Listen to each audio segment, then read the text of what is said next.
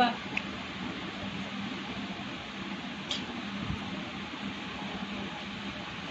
কি খাই আছা কোকোনাট ওয়াটার মোক দিবা লাখা অলক কি দুয়া হা তুমি তোমাকে পড়ান খুঁজলা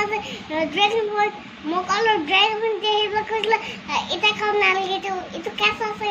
মই খাও খোৱা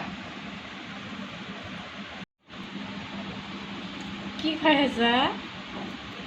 হা বাবা খোৱা ভালকে ধৰা কোকোনাটটো